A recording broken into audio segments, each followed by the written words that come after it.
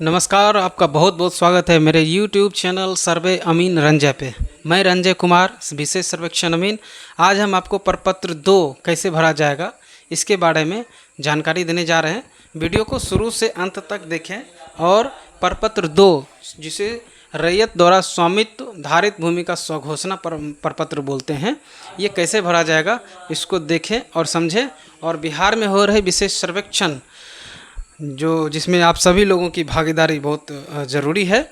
इससे नया खतियान बनेगा, सीखें।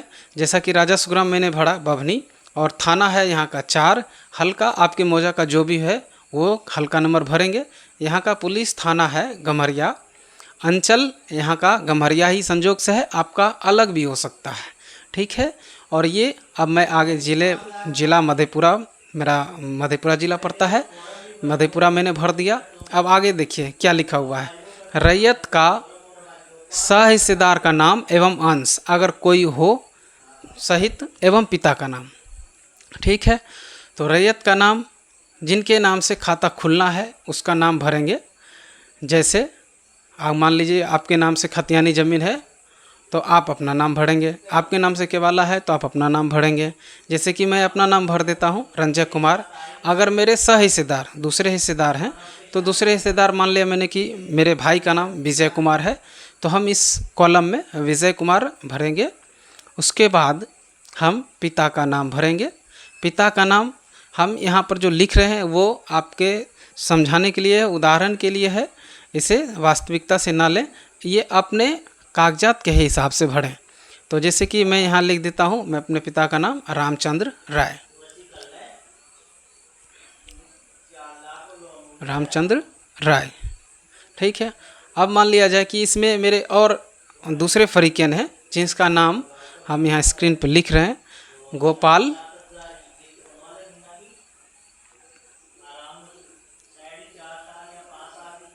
कुमार, पिता अकलू राय, ठीक है। और आपके जितने भी हिस्सेदार होंगे, फरीकियन होंगे, उन सबका नाम इसमें भर सकते हैं।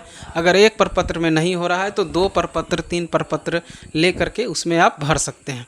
अब फिर उसके बाद आपका जो अस्थाई पता है वो भरेंगे, ग्राम, पोस्ट, थाना, जिला, पिन कोड, ये पूरा अस्थाई पता आपको भरना है। उसके बाद आपका खाता संख्या भरना है।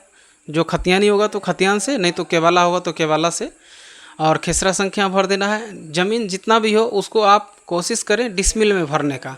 कट्ठा में, धूर में, धुरकी में भरने से दिक्कत आती है। आप डिसमिल में भरें क्योंकि आपका सर्वे डिसमिल में ही होगा, खाता खतियान भी डिसमिल में ही बनेगा।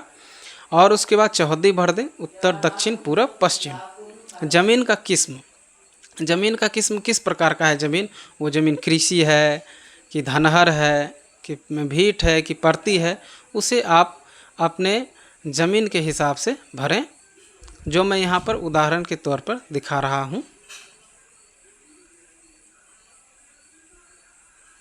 उसके बाद मकान है तो मकान में भी, मकान में सहन लिख दें। पक्का मकान है तो वो पक्का मकान लिख दें। उसके बाद अगर शेष को छोड़कर लगान अगर आपको मालूम है तो भर सकते हैं, नहीं तो नहीं भी भर सकते हैं। जमाबंदी आपके रसीद पे लिखा हुआ आता है, जमाबंदी भर दें।